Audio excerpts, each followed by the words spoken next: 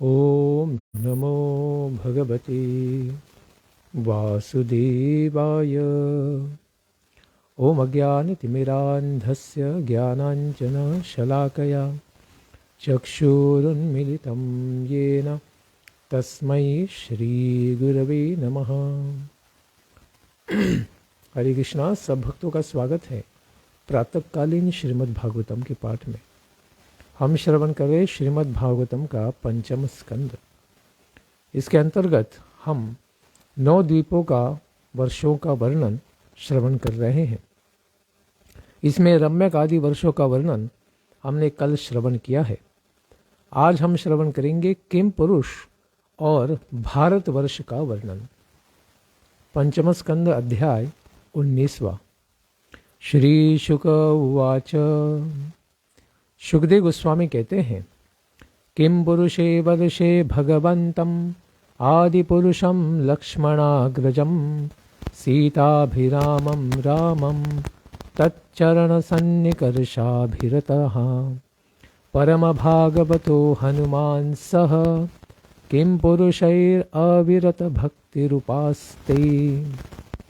राजा परीक्षित, किम पुरुषे वर्षे, किम पुरुष वर्ष में लक्ष्मण जी के बड़े भाई आदि पुरुष सीतापति हृदयाभिराम भगवान श्री राम के चरणों की सन्निधि में संलग्न रहने वाले उनके परम भागवत भक्त श्री हनुमान जी अन्य किंकरों के साथ अविचल भक्ति भाव से उनकी उपासना करते हैं। इस प्रकार किम पुरुष यानी क्या वे पुरुष के जैसे ही हैं, ऐसे वानरों के साथ उनके अधिपति हनुमान जी भगवान श्री रामचंद्र की भक्ति इस लोक में वर्ष में करते हैं। इनके साथ कौन कौन है वहाँ पर? आर्ष्ट्री शेने सह गंधर्वैर अनुगीयमाना नाम। वहाँ अन्य गंधर्वों के साथ आर्ष्ट्री शेन अपने स्वामी भगवान राम की परम कल्याणमयी गाथा गाते रहते हैं। और हनुमान जी क्या करते हैं? तो कहते हैं कि हनुमान जी वहाँ पर रहते हैं और समुपशृणोति, वहाँ पर रहकर इन दिव्य गायनों का श्रवण करते हैं।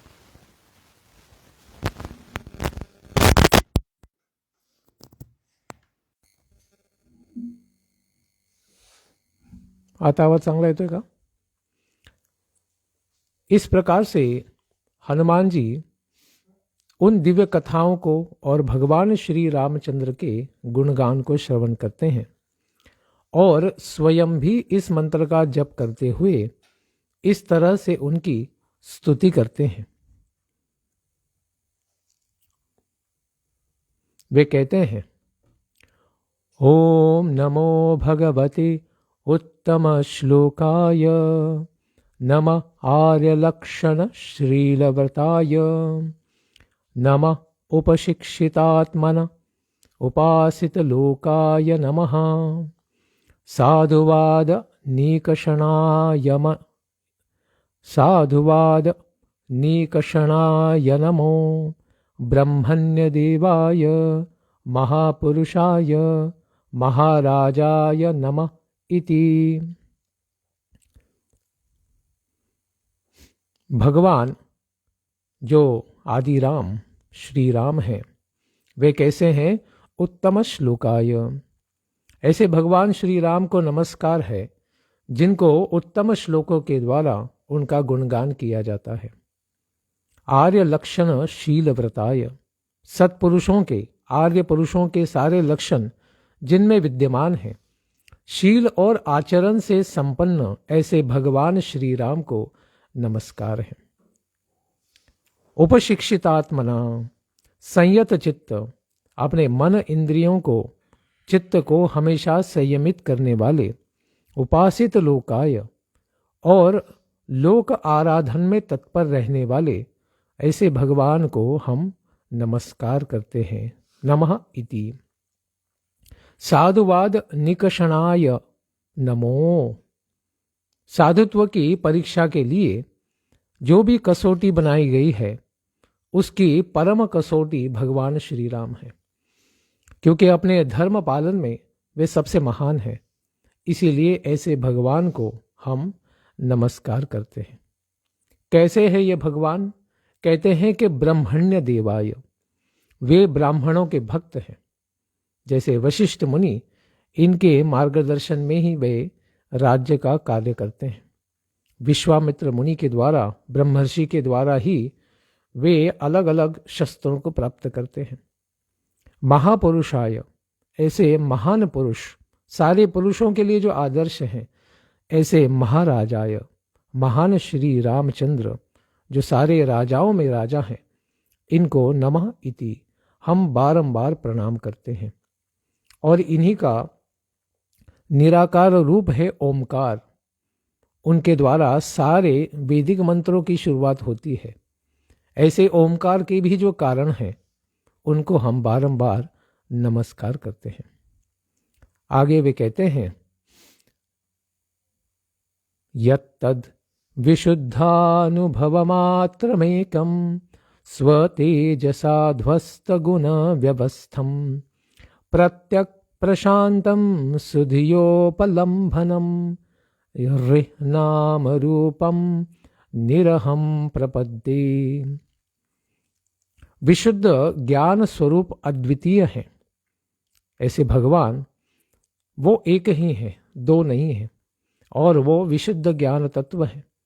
अपने स्वरूप के प्रकाश से स्वतेजसा ध्वस्त गुण व्यवस्थाम, वे जागृत आदि संपूर्ण अवस्थाओं का निराश करने वाले हैं।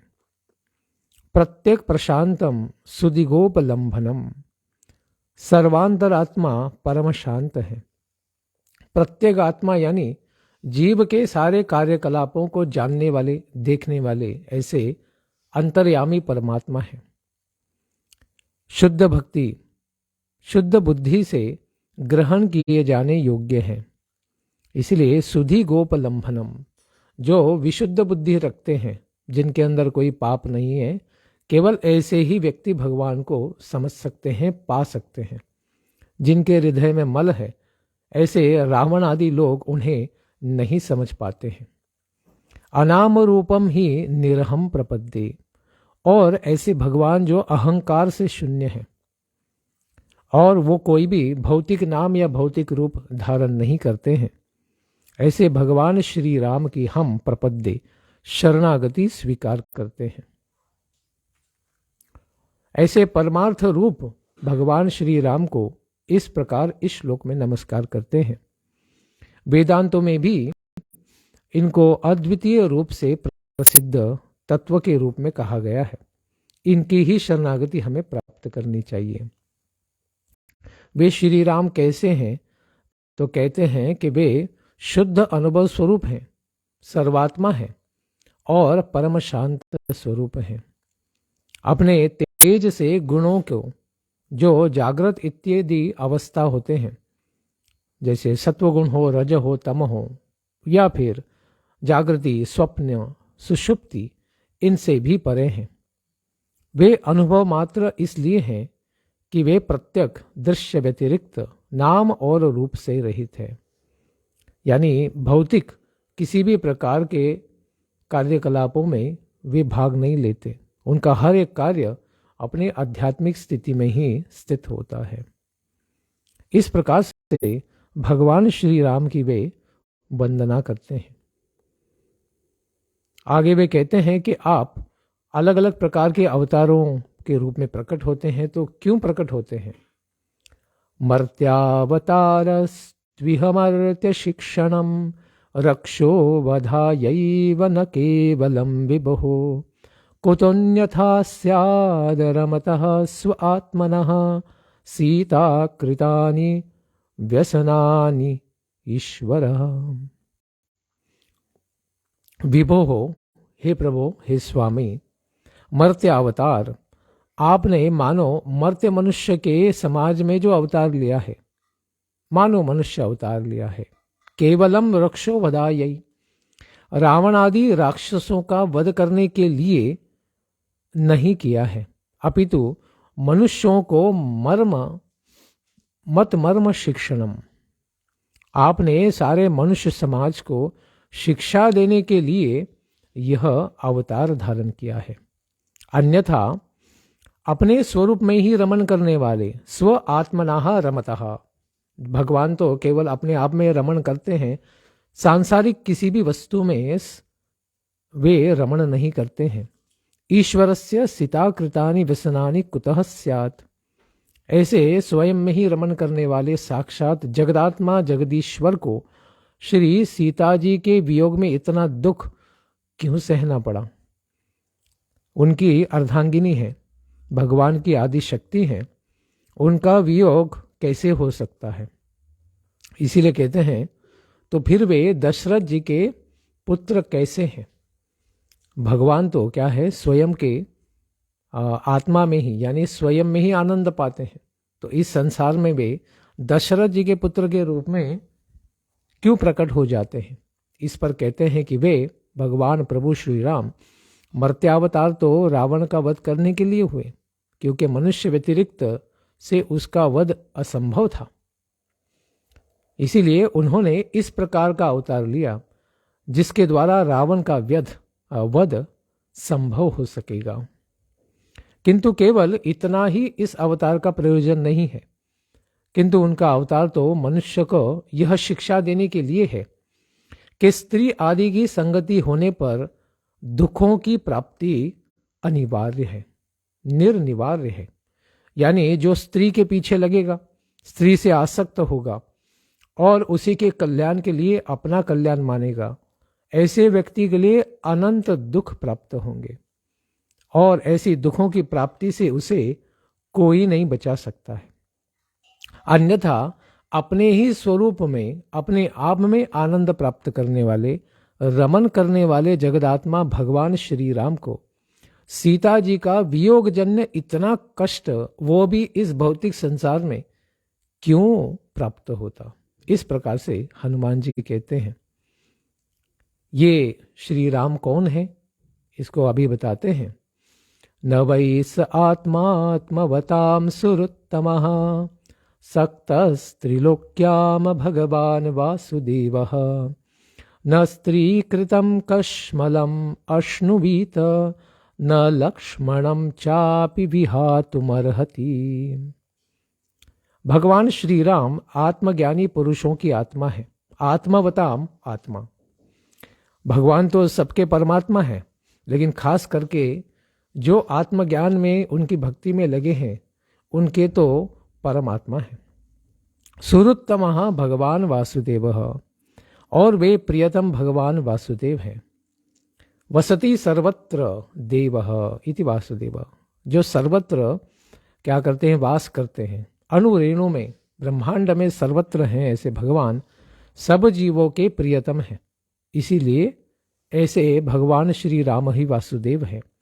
त्रिलोक्याम सक्तः न, वे त्रिलोकी की किसी भी वस्तु से, भौतिक वस्तु से आसक्त नहीं है। न स्वीकृतम कश्मलम न अश्नुवीत, वे सीता जी के लिए मोह को भी नहीं प्राप्त हो सकते हैं।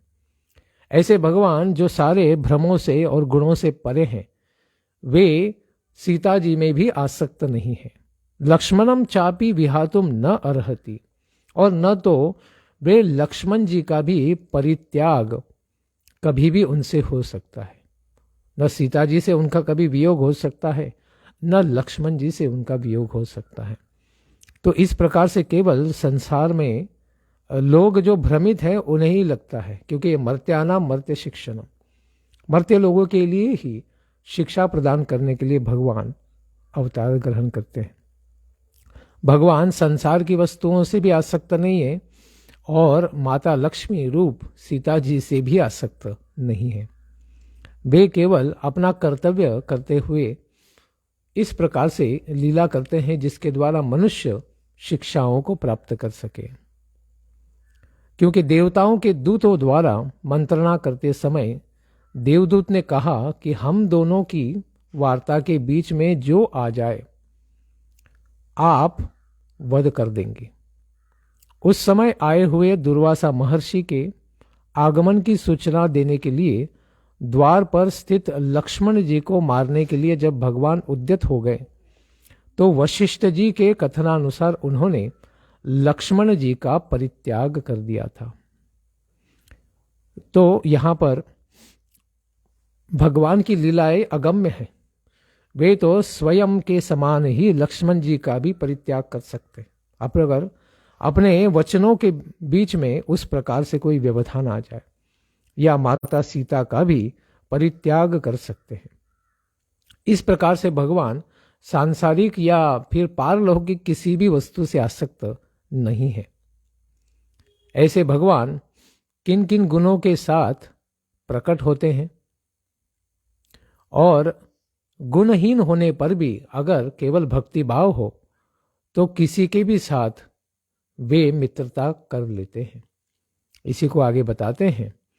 न जन्मनूनम महतो न सौभगम न वांग न बुद्धि न कृतिस्तोष हेतु तैर्यद्विसृष्टानपि नो वनौकसश चकार सख्ये बत लक्ष्मणाग्रजः नूनम महतो जन्म न।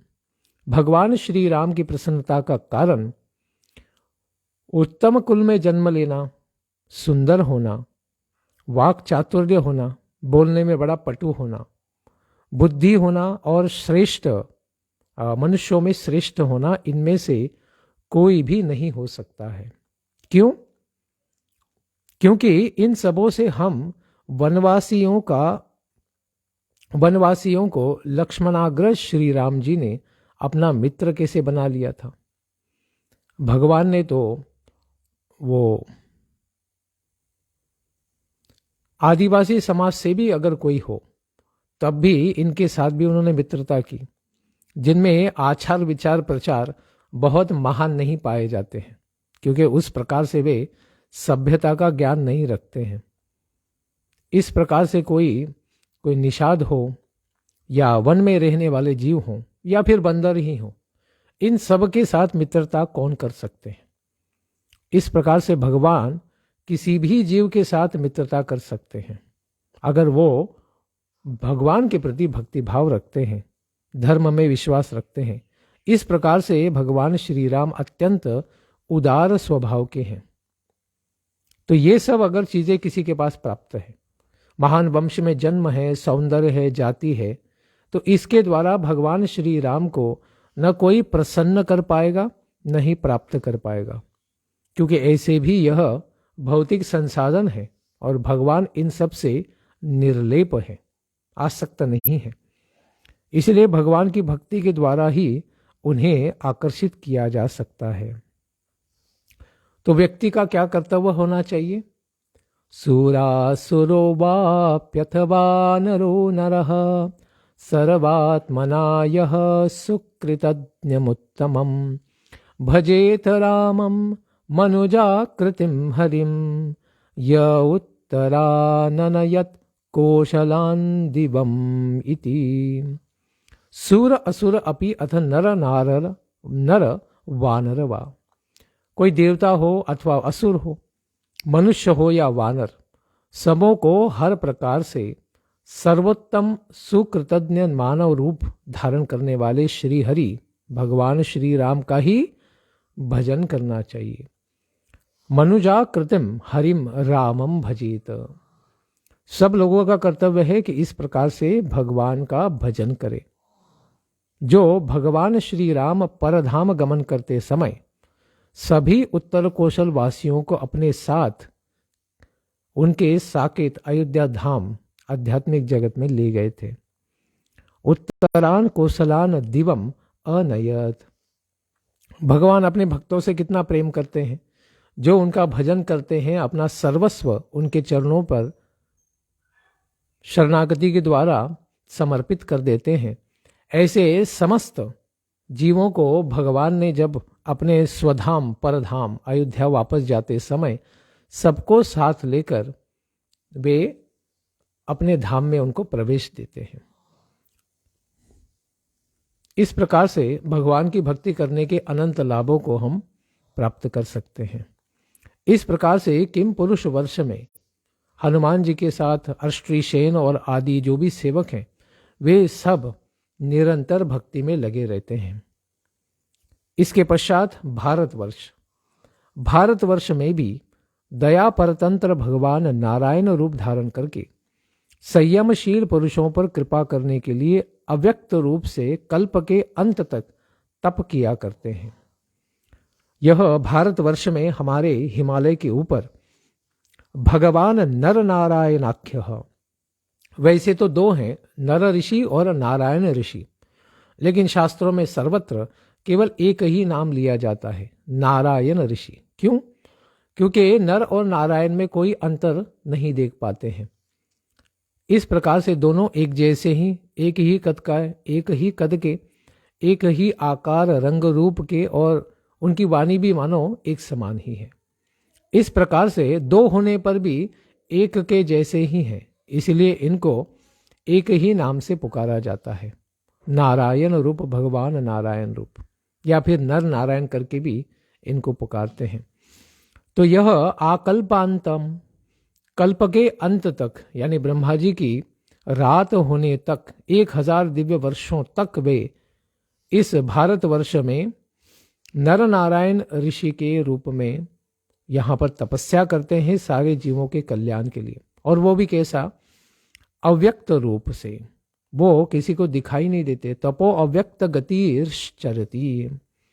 उन्हें अगर दर्शन प्राप्त करना है तो हमें बहुत सारी तपस्या करनी पड़ेगी, तब हम हिमालय में जाकर उनका दर्शन प्राप्त भी कर सकते हैं, लेकिन अत्यंत दुर्लभ है। ऐसे सब जीवों के कल्याण के लिए वे तपस्या करते हैं। उनकी इस तपस्या से धर्म, ज्ञान, वैराग्य, ऐश्वर्य, शांति और उपरति की उत्तरोत्तर वृद्धि होकर अंत में आत्मस्वरूप की उपलब्धि हो सकती है। इस प्रकार से अगर कोई जीव तपस्या करता है तो अहंकार से रहित होकर, उपरम होकर वे आत्म साक्षात्कार प्राप्त कर सकते हैं।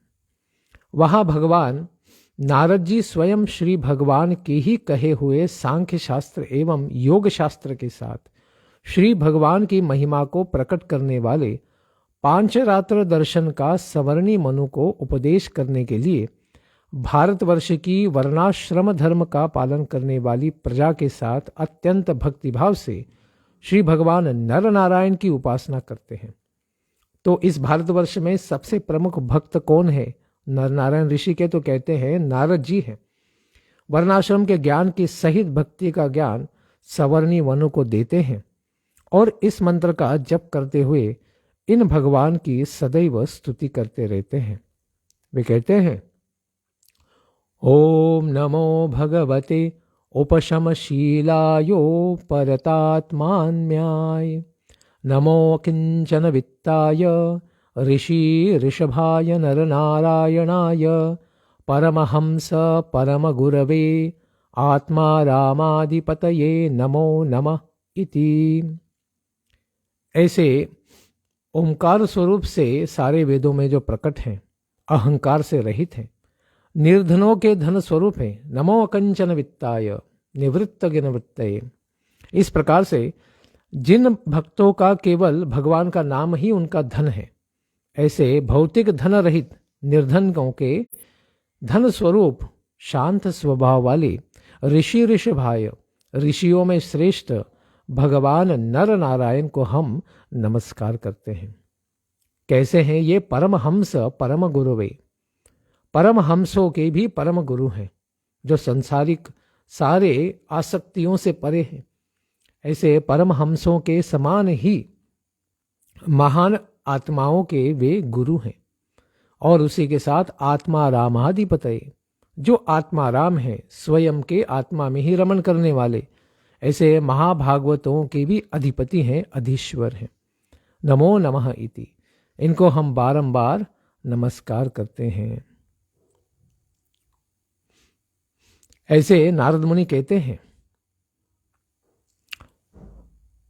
कर्तास्य सर्गादिशयो न बध्यते, न हन्यते देहगतोऽपि दैहिकैः, द्रष्टुर्न दृग्यस्य गुणैर्विदुष्यते, तस्मै नमो सक्त विविक्त साक्षिणे।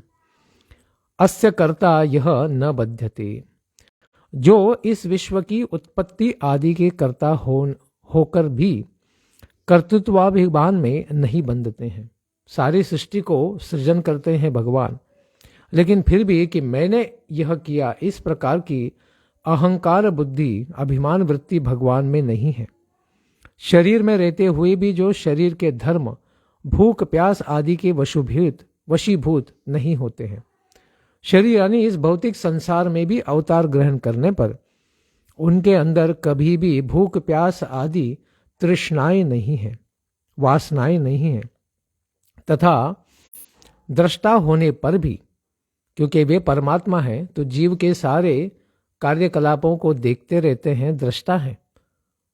फिर भी जिनकी दृष्टि दृश्य के गुणों एवं दोषों से दूषित नहीं होती। जैसे जीव भौतिक कार्यकलापों को देखने से उसमें बाधित हो जाता है, लेकिन भगवान कभी भी इस प्रकार से बाधित नहीं होते, दूषित नहीं होते हैं। उन असंग असक्त साक्षिने नमः और विशुद्ध साक्षी भगवान श्री नरनारायण को हम बारंबार नमस्कार करते हैं। आगे वे कहते हैं, इदं हि योगेश्वर योग नैपुणम हिरण्यगर्भो भगवाञ्जसा गदयत यदन्तकाले त्वयि निर्गुणे मनो भक्त यादधितोज्झित दुष्कलेवरः। हे योगेश्वर, योगों के अधिपति भगवान हिरण्यगर्भ ब्रह्मा जी ने योग की यही निपुणता बतलाते हैं कि मनुष्य अंतकाल में देहाभिमान का परित्याग करके कि मैं देह हूं, इस प्रकार की भावना का पूर्ण रूप से त्याग करके भक्ति पूर्वक भाव से आपके गुण रहित यानी भौतिक गुणों से परे निगुणे स्वरूप में अपने मन को लगावे, और इस प्रकार से भगवान की प्राप्ति, मोक्ष की प्राप्ति भी वह कर सकता है। और इस संसार में व्यक्ति किन किन प्रकार के दुखद अवस्थाओं में फंस जाता है जिससे भगवान उनको बचा सकते हैं, इसको कहते हैं कि यह केवल श्रम क्यों है। यथैहि कामोष्मिक कामलंपटः सुतेषु दारेषु धनेषु चिन्तयन् शंकेत विद्वान् कुकलेवरात्यद्याद्य स्तस्य यन्तः श्रम एव केवलम्। लौकिक और पारलौकिक भोगों के लालची अज्ञानी पुरुष वो इंद्र तक, और अगर अज्ञानी हो तो फिर ब्रह्मा जी तक, ऐसे पुरुष जैसे पुत्र पत्नी तथा धन की चिंता करता हुआ जैसे मृत्यु से डरता है, प्रतिदिन उसे डर लगता है कि आज न मर जाऊं, और हर चीज में आसक्त होने के कारण वह इस सांसारिक बंधनों में पुत्र पत्नी धन में ही आसक्त होता है, तो मृत्यु से अवश्य डरेगा, क्योंकि मृत्यु के द्वारा ये सारी वस्तुएं उससे छीन ली जाएंगी। इसी तरह यदि विद्वान भी मृत्यु से डरता है तो उसका ज्ञान प्राप्ति के लिए किया हुआ सारा प्रयत्न कैसा हो जाएगा। तस्य यत्नः केवलम श्रम एव।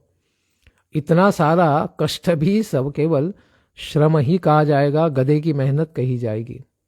मृत्यु से नहीं डरना चाहिए, पाप से, अधर्म से और भगवान की भक्ति न करने से हमें डरना चाहिए, क्योंकि अगर भगवान का दर्शन हम करेंगे, यत पुनर्दर्शनम, तो माता कुंती भी कहते हैं अगर हम आपका स्मरण करेंगे तो हम मृत्यु के भय से तो पार ही हो जाएंगे और हमारा कभी पुनर्जन्म ही नहीं होगा।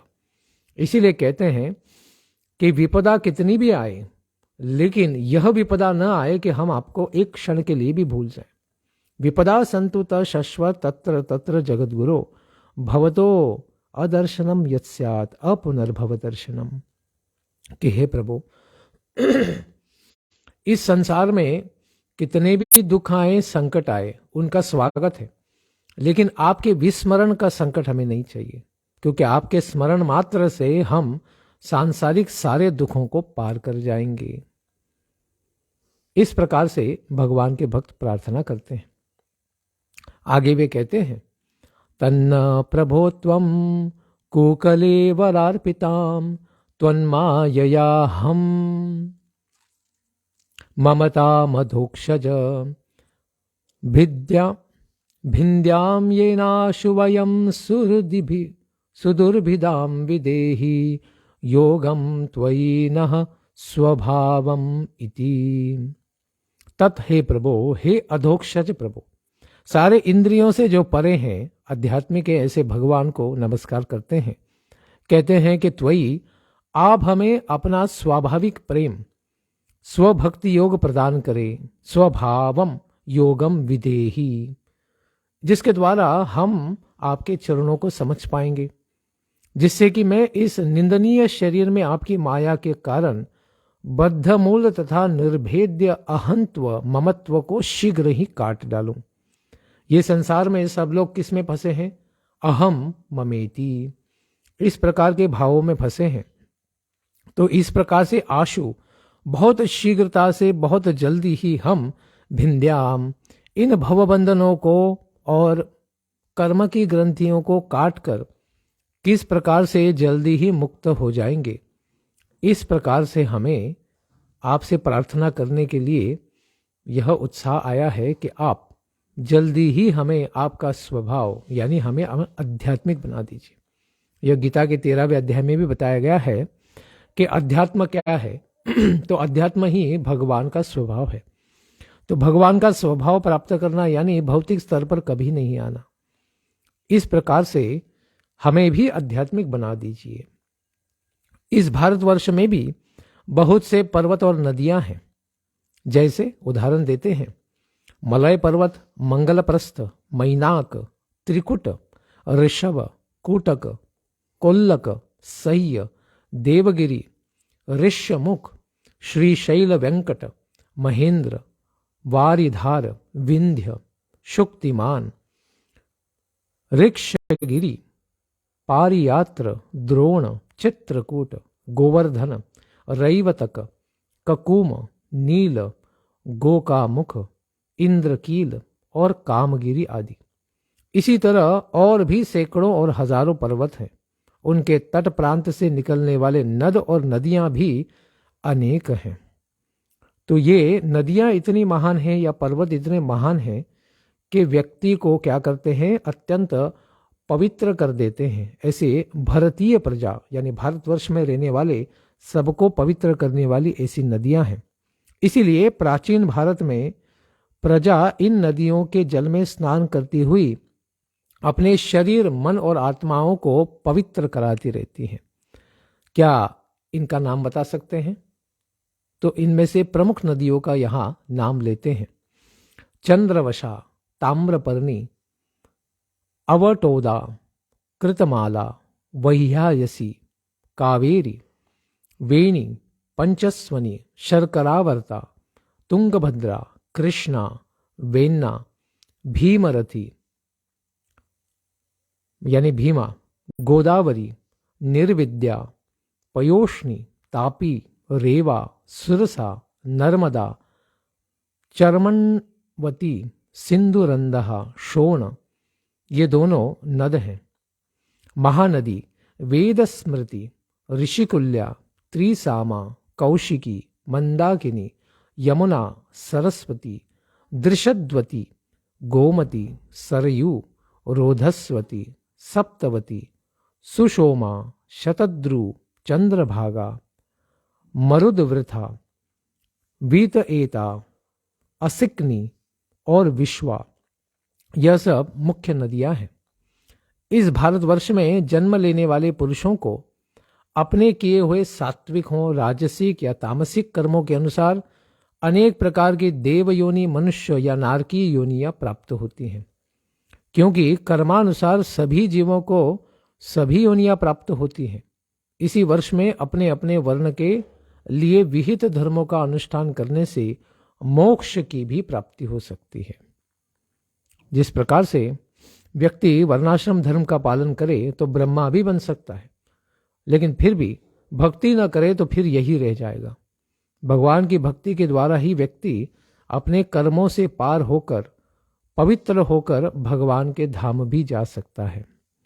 इसलिए महर्षि बादरायण ने बतलाया है कि अर्थित्व और सामर्थ्य का देवताओं में भी सद्भाव होने के कारण देवताओं को भी मुक्ति प्राप्ति संभव है। अगर भगवान को ही हम अर्थ बना ले और भक्ति को ही सामर्थ्य बना ले तो सब व्यक्ति भगवान के धाम को प्राप्त कर सकते हैं।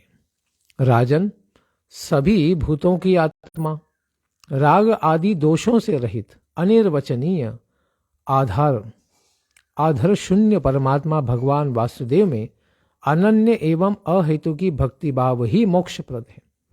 ज्ञान के द्वारा मोक्ष की सुविधा कितनी है तो कहते हैं कि बड़ा ही दुखदायक मार्ग है, लेकिन भक्ति भाव के द्वारा जो अहेतु की भक्ति करते हैं ऐसे भक्तों के लिए भगवान बहुत सरलता से इस भव संसार से उन्हें मोक्ष दिला देते हैं। यह भक्ति तब ही प्राप्त होती है जब अनेक प्रकार की गतियों को प्रकट करने वाली अविद्या रूप हृदय की ग्रंथि के कट जाने पर भगवत भक्तों की संगति प्राप्त होती है। यदा ही महापुरुष पुरुष प्रसंग। तो कहते हैं कि ये विद्या अविद्या ग्रंथि रंध्र द्वारे न यदा, यह अविद्या की हृदय ग्रंथि का छेदन कब होता है? जब भगवान के अहेतु की भक्ति करने वाले भक्तों की संगति प्राप्त होती है तब होता है। आजकल हमें मीडिया के द्वारा बहुत सारा सत्संग घर बैठे ही प्राप्त हो सकता है, लेकिन अगर हम गलत लोगों का संग करेंगे, गलत लोगों का जो भगवान के प्रति सही भावना नहीं रखते या उनके निराकार रूप के पीछे ही भाग रहे हैं, ऐसे आधा ज्ञान रखने वाले लोगों के पीछे अगर लगेंगे, हमेशा भ्रमित रहेंगे, भगवान की भक्ति का महिमा नहीं समझ पाएंगे और फिर भगवान के इस तत्व को न समझने के कारण इस मनुष्य जन्म को, दुर्लभ जन्म को प्राप्त करने के बाद भी भगवान को प्राप्त नहीं कर पाएंगे। इसीलिए आवश्यकता है कि हम सही तत्व को समझते हुए भगवान की भक्ति में लग जाएं। एतदेव ही देवा गायन्ति, इस प्रकार से सब लोग गाते हैं। देवता भी भारतवर्ष में उत्पन्न पुरुषों की इस प्रकार महिमा का गान करते हैं कि अरे ये लोग मनुष्य कितने महान हैं, इनका गुणगान तो साक्षात देवता भी करते हैं। क्या गुणगान करते हैं? अहो अमीशाम किमकारी शोभनम प्रसन्न ईशाम स्वीदुत स्वयं हरिः यैर्जन्म लब्धम नृषुभारताजिरे मुकुंद सेवौपयिकम स्पृहाहिनः। अहो, बड़ा आश्चर्य व्यक्त करते हैं देवता और कहते हैं कि जिन लोगों ने भगवान मुकुंद, जो मुक्ति प्रदान करने वाले भगवान हैं, इनकी सेवा करने योग्य इस भारतवर्ष में जन्म प्राप्त किया है। नृषु जन्म लब्धम अमीशाम की शोभनम अकारी, इन लोगों ने कौन सा ऐसा दिव्य पुण्य कर्म किया था, अथवा इन लोगों पर भगवान श्री हरि कितने प्रसन्न हुए हैं कि इन्हें भारतवर्ष में जन्म दे दिया है। इसके लिए तो हम लोगों की भी स्पृहा बनी रहती है। हमें भी तो ऐसा लगता है कि भगवान हमारे ऊपर इतना प्रसन्न नहीं है, क्योंकि हमें देवता तो बना दिया, लेकिन इस प्रकार से भारतवर्ष जिसके अंदर व्यक्ति बड़ी सरलता से साधु संग, नदियों का, पर्वतों का, नर नारायण की सेवा का अवसर प्राप्त करके भगवत धाम प्राप्त कर सकते, लेकिन देवता तुल्य देह प्राप्त करने पर भी भोगों में प्रासक्त होने के कारण व्यक्ति भक्ति नहीं कर पाता और भोगों में आसक्त होने के कारण वहां से गिरकर नरकों तक जा सकता है। इसीलिए देवता लोग भी भारतवर्ष में जन्म लेने वालों का गुणगान करते हैं, महिमा गायन करते हैं, और वे कहते हैं किम दुष्कुरैर्नः क्रतुभिस्तपोव्रतैर् दानादिभिर्वाद्युजयेन फल्गुना न यत्र नारायण पादपङ्कज स्मृति प्रमुष्टातिशयेन्द्रियोत्सवात्। हमें अत्यंत कठिन यज्ञ याग करना, तप, व्रत तथा दान आदि के करने से क्षुद्र स्वर्ग पर अधिकार प्राप्त करने से कौन सा लाभ हुआ? इतना सब प्राप्त किया है, इतने बड़े बड़े कार्य, तप, यज्ञ, दान आदि सब किया है, लेकिन पाया क्या है? स्वर्ग ही। यहाँ तो भगवान नारायण के चरण कमलों की याद भी नहीं आती। वहां पर उर्वशी, रंभा और अनेक अनेक प्रकार की अप्सराएं हैं। इनके चरणों के नुपुर की आवाज, संगीत और उनके मदमस्त शरीरों का सुगंध, इसी में सारे देवताएं फंसे हुए हैं। इसीलिए भगवान नारायण तो वहां पर याद भी नहीं आते। सदैव इंद्रियों की प्रीणन करते रहने के कारण, भोगों में ही आसक्त होने के कारण भगवान की स्मृति की क्या होती है? भगवान की स्मृति ही विनष्ट हो जाती है। अतिशयेंद्रियत्सवात, इंद्रियों का उत्सव, दिन रात भोग चल रहे हैं, नाच चल रहा है, नृत्य चल रहा है, संगीत चल रहा है, झनकार चल रही है, स्त्रियों का संग है। स्मृति ही प्रमुष्टा। अगर व्यक्ति दिन रात ही किसी वेश्या के साथ रहे तो उसे भगवान का स्मरण कैसे हो सकता है? तो देवताओं की हालत क्या है, जो 24 घंटा इस प्रकार से वेश्याओं के साथ रहने वाले व्यक्तियों के समान है? तो कहते हैं कि हमको भगवान का स्मरण कहाँ हो रहा है। इसीलिए कहते हैं कि ब्रह्मलोक का स्थान भी तो सुरक्षित नहीं है। कल्पायुषाम स्थान जयात पुनर्भवात, क्षणायुषां भारत भूजयो बलम, क्षणे मर्तेन कृतं मनस्विनः, सन्यस्य संयान्त्यभयं पदम हरिः। कल्पायुषाम स्थान जयात पुनर्भवात, जिस ब्रह्मलोक के स्थान को प्राप्त करके उस एक कल्प की आयु प्राप्त करने वालों को भी, यानी ब्रह्मा जी के एक कल्प में, एक दिन में, या फिर कहिए केवल 12 घंटे में, जो हमारे लिए 1000 दिव्य युग पार हो जाते हैं, ऐसे ब्रह्मलोक को भी एक दिन के लिए भी जो प्राप्त करते हैं, ऐसे भी व्यक्ति पुनर्भवात, पुनः उन्हें जन्म ही लेना पड़ता है, इतनी बड़ी आयु के पश्चात भी। उन लोगों की अपेक्षा तो भारत भूमि में क्षण भर भी, क्षणयुषाम भारत भूजयो वरम, क्षण भर भी जन्म प्राप्त करना बड़ा श्रेष्ठ है। ब्रह्मलोक से भी महान है भारतवर्ष। यहाँ ज्ञानी पुरुष अपने क्षणिक मर्त्य शरीर से किए हुए कर्मों को भगवान श्री नारायण को समर्पित करके श्री हरि के अभय पद को, वैकुंठ धाम को प्राप्त कर सकते हैं। सन्यस्य मनस्विनम कृतम सन्यस्य हरिः अभयम पदम संयान्ति। इतना महान भाव प्राप्त है जो खटवांग महाराज की कथा के बारे में हमने श्रवण किया है कि केवल एक क्षण भर मात्र भक्ति करने से उन्होंने मोक्ष को प्राप्त कर लिया भारतवर्ष में आकर, और इस प्रकार से ध्यान करने के लिए उन्होंने स्वर्ग को भी ठीक नहीं माना। उन्होंने देवताओं से प्रार्थना की कि कृपा करके हमें भारतवर्ष में ले जाइए, और जहाँ पर भगवान का ध्यान करके मृत्यु को प्राप्त करके उन्होंने भगवान के धाम को ही प्राप्त कर लिया। इस प्रकार ब्रह्मा जी के ब्रह्मलोक से भी श्रेष्ठ है भारतवर्ष।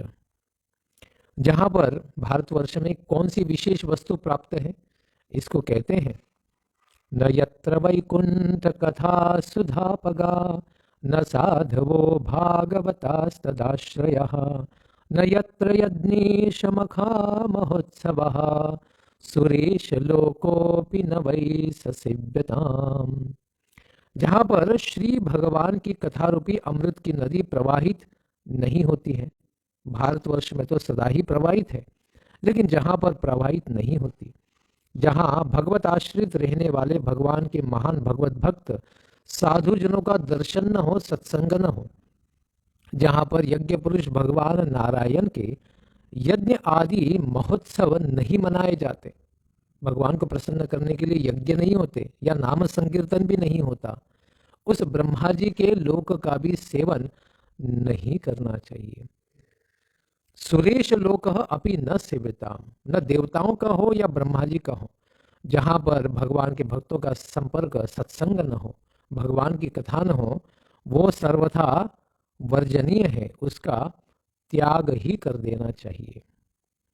इसीलिए कहते हैं प्राप्ता नृजातिम त्युहये च जंतवो, ज्ञान क्रिया द्रव्य कलाप संभृताम, न वै यतेरन्न पुनर्भवायते भूयो वनौका इव यान्ति बंधनम। जिन जीवों ने इस भारतवर्ष में ज्ञान तत् अनुकूला कर्म, ज्ञान के अनुसार ही कर्म करना तथा उस कर्म के लिए उपयोगी द्रव्य आदि सामग्री से संपन्न मनुष्य जन्म प्राप्त किया है, वर्णाश्रम धर्म को भी पालन कर सकते हैं, भगवान की भक्ति भी कर सकते हैं, इस प्रकार का दिव्य विशेष मनुष्य जन्म प्राप्त किया है जो 84 लक्ष योनियों में बड़ा दुर्लभ है। वे यदि इस संसार चक्र से निकलने का प्रयास नहीं करते, अपुनर्भवाय न यतेरन, इसके लिए यत्न नहीं करते, प्रयत्न नहीं करते हैं कि जिस प्रकार से भगवान की भक्ति करने से व्यक्ति इस भवबंधन के जन्म मृत्यु जरा व्याधि इस संसार चक्र को पार नहीं कर सकते हैं, तो फिर वे बहीले के जाल से निकलकर पुनः उसी वृक्ष पर विहार करने वाले पक्षी के समान पुनः संसार के बंधन में ही पड़ जाते हैं। ते वनौका इव पुनः पुनर्बंधनम यान्ति। जो व्यक्ति इस प्रकार से भगवान की भक्ति को स्वीकार नहीं करते हैं, वे पुनः इस संसार में मरने के लिए ही जन्म लेंगे। पुनर्जन्म किस लिए लेंगे? तो कहते हैं पुनः पुनः मरने के लिए ही जन्म लेंगे, तो उनका कोई भी विशेष लाभ नहीं होगा अगर भगवान की भक्ति नहीं करेंगे। यही श्रद्धया बर्हिषि भागशो हवीर निरुक्तमिष्टं विधि मंत्र वस्तुतः एकः पृथंगामभिराहुतो मुदा गृह्णाति पूर्णः स्वयमाशिषां प्रभुः। इन भारतवासियों का कितना सौभाग्य है जब कि वे यज्ञ में भिन्न भिन्न देवताओं के नामों से अलग अलग भाग रखकर विधि मंत्र और द्रव्य आदि के द्वारा श्रद्धापूर्वक उन्हें हविष्य प्रदान करते हैं। सारे देवताओं के लिए, खास करके प्रमुख भगवान श्री नारायण की प्रसन्नता के लिए यज्ञों में हर प्रकार के हविष्य को प्रदान करते हैं। तब इंद्रादि भिन्न भिन्न नामों से पुकारे जाने वाले स्वयं पूर्ण काम श्री हरि की प्रसन्नता के लिए ही वे करते हैं। ऐसे भगवान श्री हरि ऐसे यज्ञों से प्रसन्न होकर उस हविष्य को ग्रहण करते हैं। आहुतः गृह्णाति। भगवान इतने कृपालु हैं कि ऐसे यज्ञों के द्वारा भी प्रसन्न हो जाते हैं और सारे जीवों को क्या देंगे ऐसे प्रसन्नता के द्वारा? सत्यम दिशर्थितमर्थितो नृणाम नैवार्थदो यत् पुनरर्थिता यतः स्वयं विदत्ते भजताम अनिच्छताम इच्छापिधानम निजपाद पल्लवम। नृणाम अर्थितम अर्थितः दिशति सत्यम। मनुष्य के द्वारा किसी भी वस्तु के लिए प्रार्थना की जाती है भगवान के प्रति, तो भगवान क्या करते हैं? दिशति, उसको दे देते हैं। यह सत्य है, किंतु यह वास्तविक प्रदान नहीं है, क्योंकि उसके बाद भी कामना बनी रहती है। अगर व्यक्ति केवल भौतिक वस्तुओं की कामना करे तो भगवान तो कृपा करके उसे देते भी हैं, लेकिन ऐसी भौतिक वस्तु, जैसे माता लक्ष्मी ने पीछे कहा है कि ऐसी वस्तु नष्ट हो जाने पर उसे दुख भी होगा और उसके साथ दूसरी भी कामनाएं उसे होती ही हैं। किंतु निष्काम होकर, यानी इन भौतिक इच्छाओं को त्याग करके भगवान की आराधना करने वाले को तो भगवान श्री हरि अपना स्वयं का चरण कमल ही प्रदान कर देते हैं। निज पाद पल्लवम स्वयं विदत्ते। भगवान फिर जो निष्काम भाव के भक्त हैं, उन्हें सांसारिक भोगों की अपेक्षा नहीं है, उनको दूसरी चीज क्या देंगे, क्योंकि उन्हें वो सब चाहिए ही नहीं। वे फिर भगवान स्वयं के चरण कमल ही उनको दे देते हैं, जो उसकी सारी इच्छाओं को विनष्ट कर देता है। सांसारिक सारी इच्छाओं को नष्ट करने की शक्ति भगवान के चरणों में है। इसलिए गोपियों ने भी कहा कि हे प्रभु, आप अपने दिव्य चरण कमल हमारी वक्ष स्थल पर रख दीजिए, जिसके कारण हमारे हृदय में अशांत काम है यह सर्वथा नष्ट हो जाएगा। संसार में या फिर आपको भी भोगने की इच्छा हमारे हृदय से सर्वथा चली जाएगी और हम केवल आपकी सेवा के लिए ही उत्साहित होंगे। इस प्रकार से गोपियों ने भी प्रार्थना की थी। इसीलिए यहाँ पर देवता कहते हैं, यद्यत्र नः स्वर्ग सुखावशेषितं स्विष्टस्य सुप्तस्य कृतस्य शोभनं तेनाजनाभे स्मृति मज्जन्मनः स्यात् वर्षे हरिर्यद् भजतां शं तनोति। इसीलिए अब तक स्वर्ग सुख भोग लेने के बाद हमारे पूर्वकृत यज्ञ, प्रवचन तथा शुभ कर्मों में से यदि कुछ बचा हो, यानी क्षिणे पुण्य मर्त्य लोकम विशंति, सब अगर पुण्य नष्ट हो तो हम तो भारतवर्ष में नहीं गिरेंगे, किसी और वर्ष में जाके गिरेंगे। तो इस प्रकार से अगर थोड़ा भी शुभ कर्म का फल बचा हुआ है तो उसके प्रभाव से हम प्रार्थना करते हैं कि हमें भारतवर्ष में अजनाभ वर्ष में, जिसका बाद में भारतवर्ष नाम हुआ, ऐसे भारतवर्ष में भगवान की स्मृति से युक्त मनुष्य का ही जन्म दें, क्योंकि भगवान श्री हरि अपना भजन करने वाले को हर प्रकार से क्या करते हैं, कल्याण कर देते हैं, और खास करके अपनी शुद्ध भक्ति उनको प्रदान कर देते हैं। इस प्रकार से शुकदेव जी कहते हैं, राजन परीक्षित, राजा सगर के पुत्रों ने अपने यज्ञ के घोड़े को खोजते हुए इस पृथ्वी को चारों ओर से खोदा था। इसी भारतवर्ष में उसको खोदा गया था।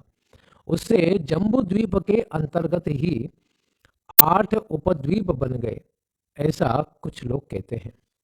इस प्रकार से पृथ्वी को खोदा गया था। एक घोड़े को, यज्ञ के घोड़े को ढूंढने के लिए यह कार्य किया गया था। उसी के कारण यहाँ पर उपद्वीप बन गए थे। कौन कौन से?